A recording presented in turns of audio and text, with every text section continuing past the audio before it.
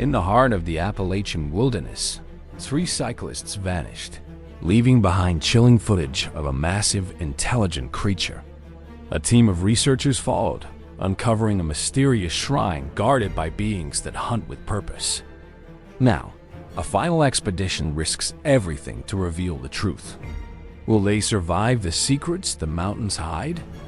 In the spring of 2025, 3 seasoned cyclists, Ethan Caldwell, Lucas Bennett, and Noah Sullivan, set out for what they envisioned as an exhilarating journey through the rugged heart of the Appalachian Trail in western North Carolina. They were no strangers to the wilderness. Ethan, 30, a software engineer from Raleigh, had logged thousands of miles on treacherous trails. Lucas, 33, a former Army Ranger, approached every expedition with disciplined precision. Noah, 27, a videographer, captured their adventures for a growing online audience. Their plan was to tackle a 50-mile stretch through the Pisgah National Forest, a region known for its steep ridges, dense forests, and spotty cell reception.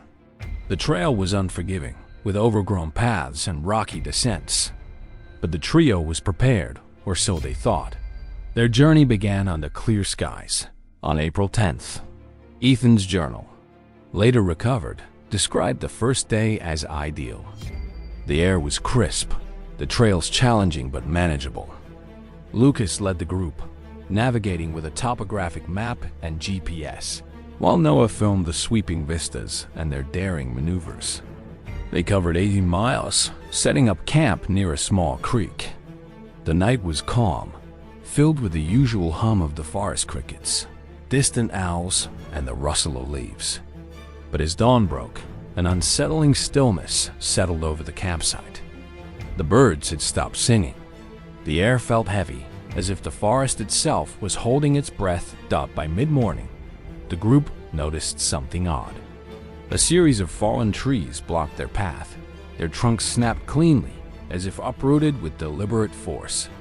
Lucas, ever pragmatic, attributed it to recent storms, but Ethan wasn't so sure. The breaks looked too precise, almost arranged to steer them off course.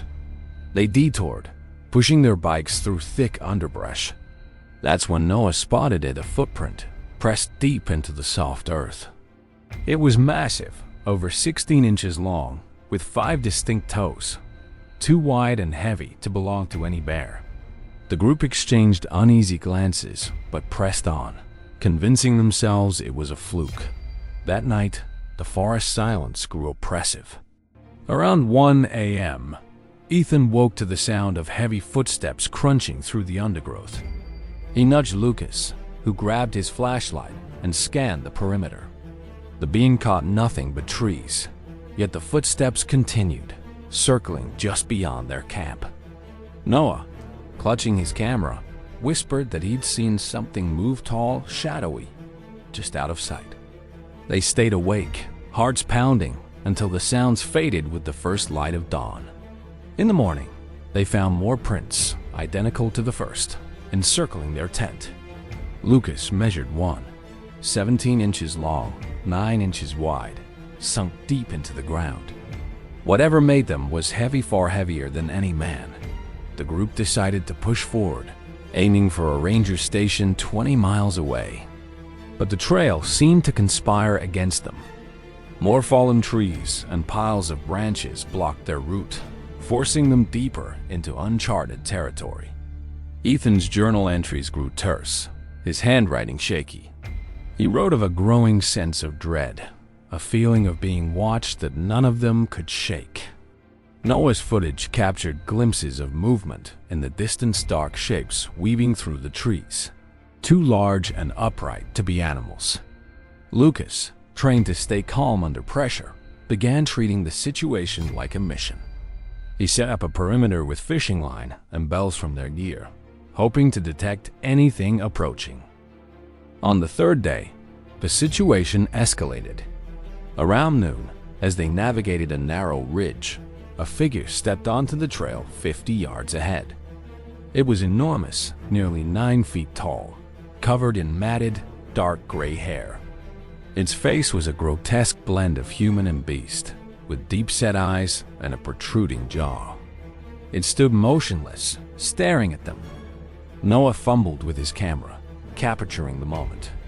The creature let out a guttural bellow, a sound that seemed to vibrate through their bones. Ethan froze. Lucas reached for his hunting knife, and Noah kept filming.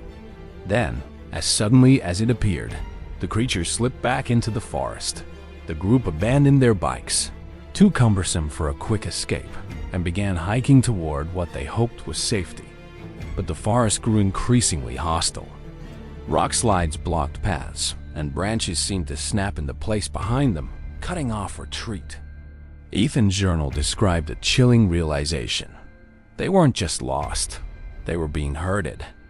The creature or creatures were steering them toward a specific destination.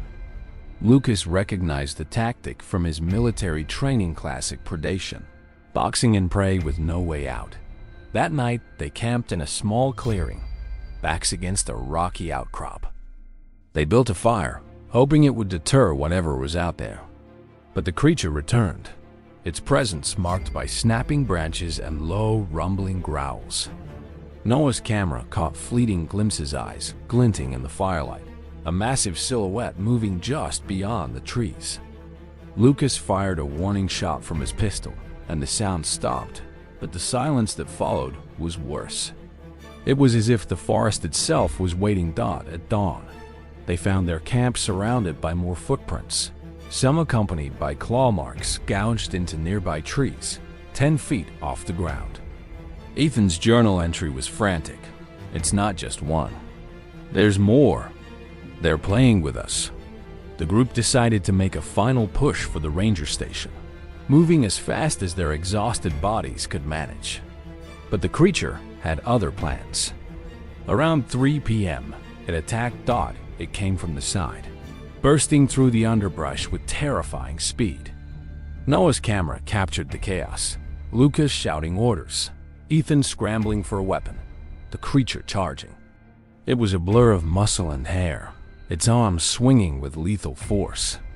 Lucas managed to fire a shot, grazing its shoulder, but it didn't slow. The creature struck him with a backhand, sending him crashing into a tree. Noah dropped his camera but kept it running as he ran. Ethan's journal, later found buried under a pile of leaves, ended with a single line: "We fought." It wasn't enough. The GoPro footage lasted another 27 minutes. It showed Noah running, his breath ragged, branches snapping behind him. The creature's roars echoed, closer each time. Then, a scream Lucas, maybe, or Ethan. The footage cut to static. When search teams found the campsite 2 weeks later, it was a scene of devastation. Lucas and Noah were dead, their bodies battered beyond recognition. Ethan was gone, his journal and camera the only traces left behind. The campsite was littered with crushed gear, bikes twisted into unrecognizable shapes, and claw marks etched into trees at impossible heights. Investigators pored over the evidence. The footprints were consistent 18 inches long, 5 toes, no match for any known species. DNA samples from the scene were inconclusive, showing traits of both human and primate but defying classification. The video was analyzed frame by frame, revealing a creature with distinct scarring and a deliberate gait. Experts ruled out bears or mountain lions. The behavior was too calculated, too intelligent. Some suggested a rogue human, but no person could leave prints that size or wield such force. The Appalachian region has long whispered of such creatures. Tales passed down from Cherokee elders of beings that stalked the deep woods. Ethan's journal matched these accounts: territorial behavior, strategic pursuit, and an eerie intelligence. The official report cited a bear attack, but the families rejected it. The evidence didn't fit. Freedom of information requests were filed, only to be stonewalled with claims of ongoing investigations. The trail was closed. Signs posted warning of wildlife hazards, but rangers privately admitted they were out of their depth. Ethan's fate remains a mystery. Some speculate he escaped, only to succumb to the harsh terrain. Others believe the creature took him, alive or dead. Drones detected faint heat signatures in the forest weeks later, but ground searches found only more prints and broken branches. The outdoor community was shaken. Bear spray and survival training were no match for something that hunted with purpose. Ethan's final words, scrawled in his journal, linger in the minds of those who read them. The mountains have secrets. They're not ours to know. Months later, another story surfaced, deepening the unease. On July 12, 2025, Mia Harper, a 29-year-old botanist from Boone, North Carolina, stumbled out of the Nantahala National Forest, dehydrated and terrified. She'd been hiking alone, studying rare plants, when the forest turned hostile. The first sign was the silence. No birds, no insects, just an unnatural void. Then she found the prints, massive and clawed, circling her campsite. That night she heard calls low, resonant, answered by others in the distance. She packed and fled, but the trail seemed to shift, leading her deeper into the woods. At dusk, she saw a towering figure, 8 feet tall, watching from a ridge. It didn't charge, but followed, its movements silent and precise. Mia dropped her pack to lighten her load and ran. Hours later, she found a logging road and flagged down a trucker. Search teams scoured the area for days, but found only her pack, torn apart, and more footprints. Mia's story was dismissed as hysteria, but she insisted it wasn't a bear. It knew what I was doing. It wanted me to know it was there. The closure of the Appalachian Trail's Pisnantahala section in late 2025 did little to quell the growing unease in the mountain communities of North Carolina. The deaths of Ethan, Lucas, and Noah, and Mia's encounter, left a wound that refused to heal. The official narrative, a series of tragic wildlife encounters, satisfied no one. Locals whispered of the valley, of strange happenings, and of creatures that seemed to guard it. The forest, once a place of solace, had become a forbidden realm. Its secrets guarded by something ancient and cunning taught by the fall of 2025. The incidents had sparked a new effort. Dr. Clara Vaughn, a 42-year-old cryptozoologist from Asheville, had spent years studying unexplained phenomena in the Appalachian region. The cyclists' deaths and Mia's account piqued her interest. She assembled a small team. Samir Patel, a 35-year-old wildlife biologist with expertise in tracking. Lena Morris, a 29-year-old former park ranger with intimate knowledge of the Pisgah and Nantahala forests. And Owen Reed, a 31-year-old tech specialist who designed custom surveillance equipment. Their mission was to investigate the incidents, collect evidence, and determine what was stalking the trails. The team set out on October 15th, equipped with motion-activated cameras, thermal imaging drones, and audio recorders. Clara's plan was methodical map the areas where the cyclists and Mia had encountered the creature, set up a grid of surveillance, and wait. They chose a base camp near the convergence of the Pisgah and Nantahala forests, a remote spot where the terrain was rugged and the tree canopy thick. Samir noted the area's history of unexplained sightings, from Cherokee legends of a forest guardian to modern reports of massive footprints and eerie calls. Lena, familiar with the trail's quirks, warned that the forest could disorient even experienced hikers. Owen rigged their camp with a network of sensors, ensuring no movement would go undetected. The first 2 days were uneventful. The team hiked the trails, documenting tree damage and unusual markings. Samir found a set of prints near a stream 16 inches long, 5 toes, with deep impressions suggesting a weight of at least 400 pounds. He cast them in plaster, noting their similarity to those found at the cyclists' campsite. Clara analyzed the casts, confirming they didn't match any known species. The prints were too precise, too human-like, yet impossibly large.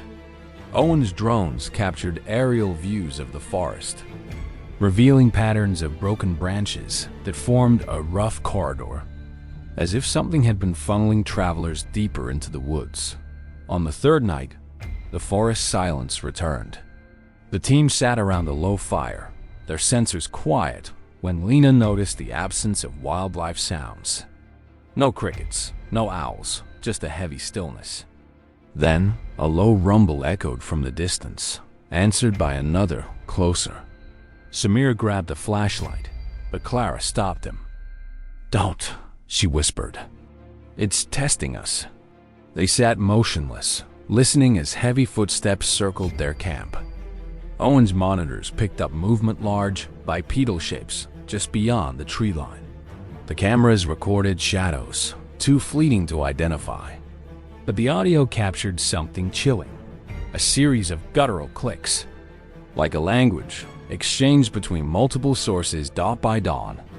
The team found their camp surrounded by fresh prints, some overlapping, suggesting at least 3 creatures. Lena traced a path where branches had been snapped at 9 feet high, far above human reach. Clara's journal, later recovered, described her growing certainty. This isn't just a predator. It's a community, coordinated and territorial. They're not just hunting, they're protecting something. The team decided to push deeper, following the corridor of broken branches. Owen's drones revealed a faint trail leading to a secluded valley, untouched by trails or human presence. As they descended into the valley, the forest grew denser, the air colder. Samir spotted more prints, accompanied by claw marks gouged into tree trunks. Lena noticed piles of rocks arranged in patterns that seemed deliberate waypoints, perhaps, or warnings. Owen's equipment began to malfunction, his drones losing signal and his cameras shutting off randomly. He suspected interference, not mechanical failure, as if something was disrupting their tech. Clara urged them to stay focused, but tension was rising. Lena, usually unflappable, admitted she felt watched, her instincts screaming to leave. That night, they set up camp in the valley, surrounded by towering pines. Owen rigged extra cameras, hoping to capture clear footage. Around 2 a.m., the sensors went wild. Multiple shapes moved through the trees, faster than before. Clara woke to a low growl, so deep it vibrated in her chest. Samir shone a spotlight, catching a glimpse of a massive figure 8 feet tall, broad-shouldered, with eyes that reflected the light like a cat's. It vanished before he could focus. Then, the first attack came. A boulder, the size of a car tire, crashed through their camp, narrowly missing Lena. Equipment shattered, and the fire was snuffed out by a second rock. Owen grabbed a camera, filming as the team scrambled for cover. The creatures didn't charge, but harassed them from the shadows, hurling rocks and snapping branches. Clara recognized the tactic psychological warfare meant to exhaust and terrify. Samir tried to track their movements, but the creatures were too fast, weaving through the trees with eerie precision. Lena fired a flare, hoping to scare them off, but it only enraged them. A roar shook the valley, answered by others, closer now. The team retreated to a rocky outcrop, backs against the stone, as the creatures closed in.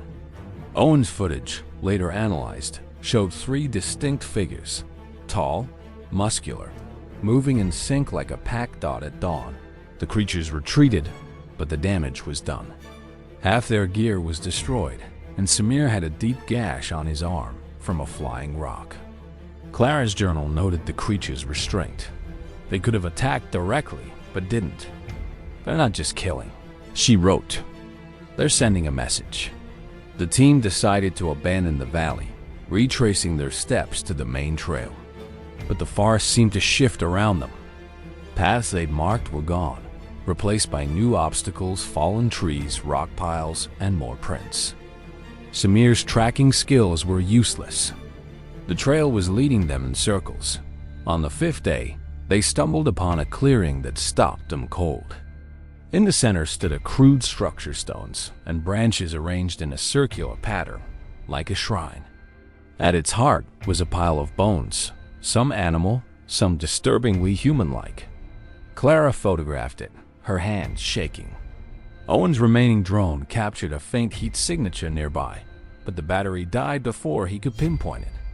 Lena whispered, "This is what they're protecting." The team realized they'd crossed a boundary, entering a place the creatures didn't want them to see. That night, the attacks intensified. The creatures no longer stayed in the shadows. They rushed the camp, their roars deafening. Samir fired his rifle, but the shots only seemed to annoy them. One creature, larger than the others, stepped into the light. Its face was scarred, its eyes locked on Clara. She held its gaze, frozen, as it let out a sound like a warning. Then it retreated, but not before smashing the remaining equipment. Owen's last camera caught the moment, a deliberate act. As if the creature knew what the devices were. By morning, the team was battered and desperate. Clara's journal ended with a plea. "If you find this, don't come looking. They won't let you leave." The group made a final push for the trailhead, moving on foot after their gear was destroyed. But the creatures were relentless, blocking paths and driving them deeper into the forest. On the 7th day, Lena vanished. One moment she was behind Samir, the next she was gone, her scream echoing through the trees. Clara and Owen searched for hours, finding only her backpack, torn apart, and more prints. Samir, pushed to his breaking point, insisted they keep moving. But the creatures were closing in. That night, they attacked in force. Owen's footage captured the chaos. Clara shouting for Samir to run, the creatures charging, their massive forms illuminated by a dying flashlight. Samir fought back, firing his rifle until it jammed. The last frame showed a creature lunging, then darkness. When search teams found the site weeks later, it was a wreck.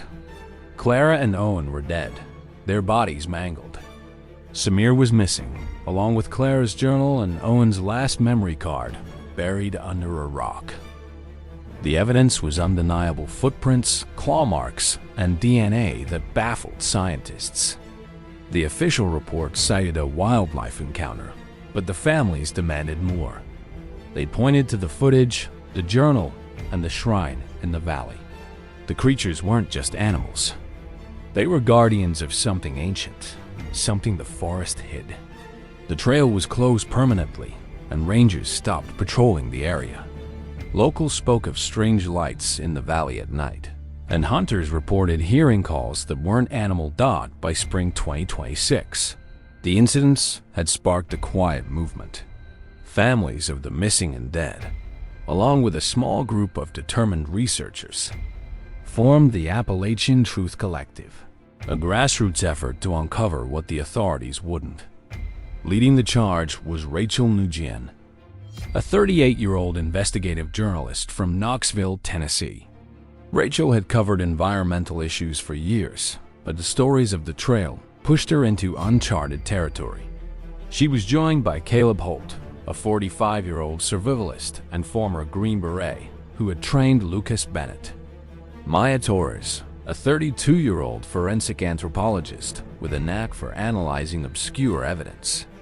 And Elias Kane, a 29-year-old drone operator whose custom rigs could navigate the forest's dense canopy.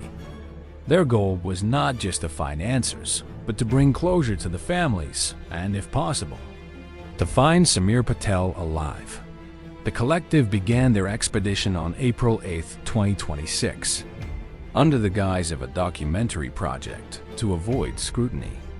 They chose a starting point near the closed trailhead, armed with high-resolution cameras, satellite communicators, and reinforced gear designed to withstand attack.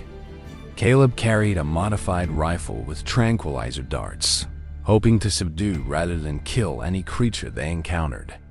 Maya brought portable lab equipment to analyze samples on site, while Elias's drones were equipped with thermal imaging and audio sensors.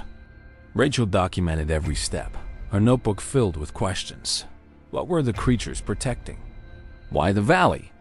And why had no one found Samir? The first day was deceptively calm.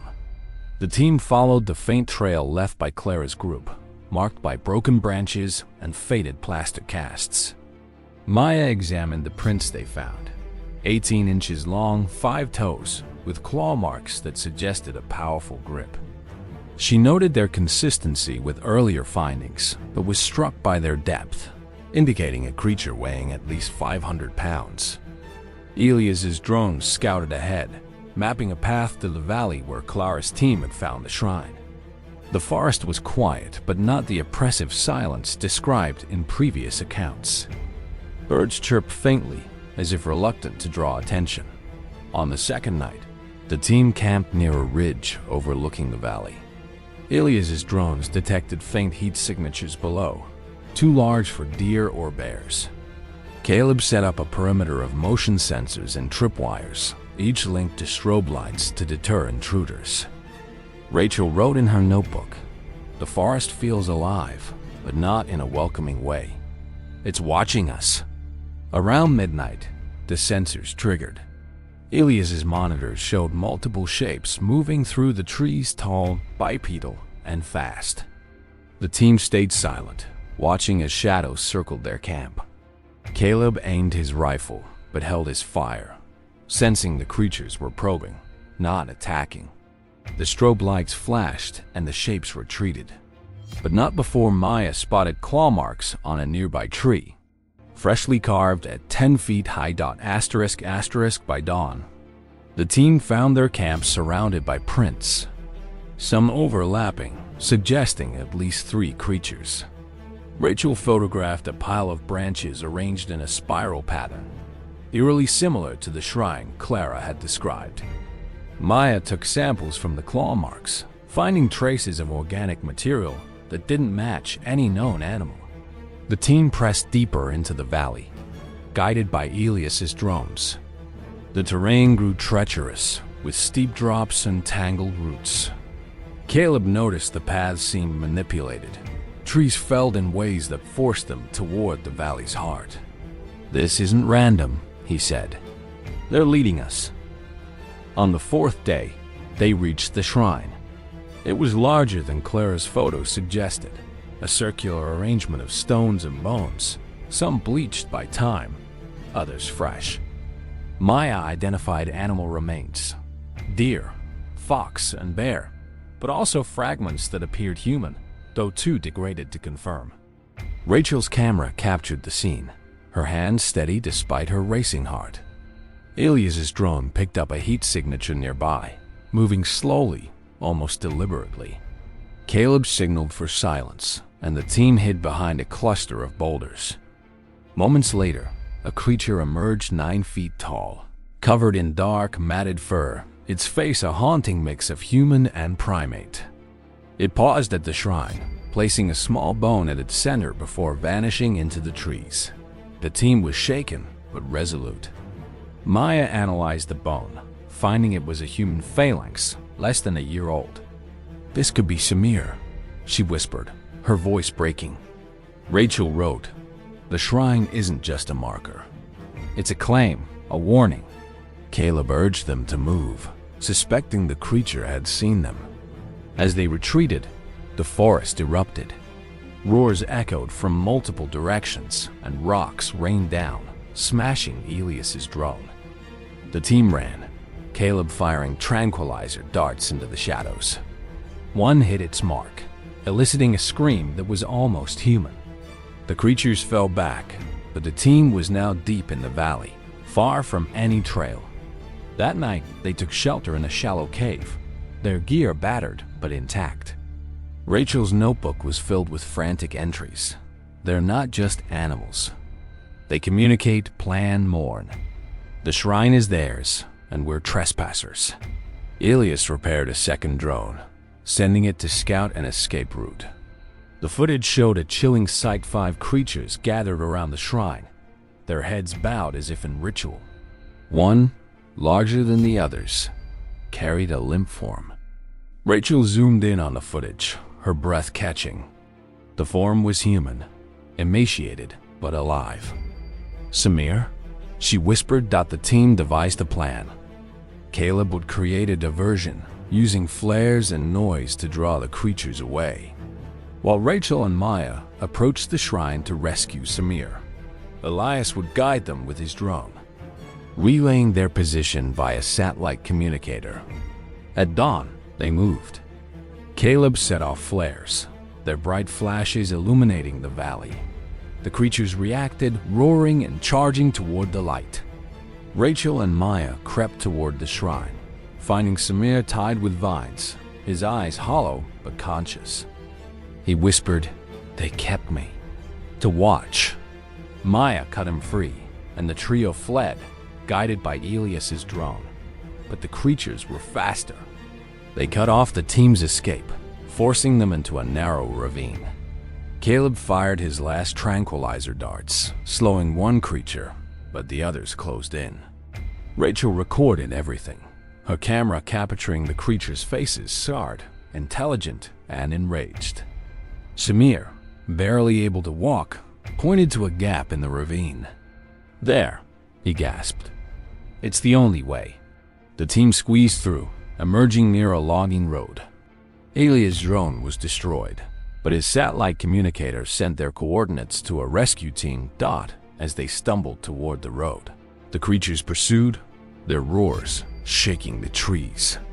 Caleb stayed behind, firing his rifle to buy time. His final stand was captured on Rachel's camera, a lone figure against the tide of shadows. Rachel, Maya, and Samir reached the road as a helicopter appeared, its searchlight cutting through the dawn. The creatures retreated, their forms melting into the forest. Caleb was gone, his fate unknown. The rescue team airlifted Rachel, Maya, and Samir to safety. Samir, barely coherent, spoke of months in captivity, of creatures that communicated with clicks and gestures, guarding the valley as if it were sacred. Maya's samples confirmed the human remains at the shrine, including DNA and matching Samir's blood type. Rachel's footage, analyzed by experts, showed no signs of tampering. The creatures were real, their behavior unlike any known species. The collective presented their findings to the public, demanding transparency. The authorities stuck to their story bearers, perhaps a rogue pack, but the evidence was undeniable. The valley was sealed off, declared a restricted zone. Drones continued to detect heat signatures, but no one dared enter. Samir recovered slowly, haunted by memories of the creature's rituals. Rachel published her account, dedicating it to Caleb, Ethan, Lucas, Noah, Clara, Owen, and Lena.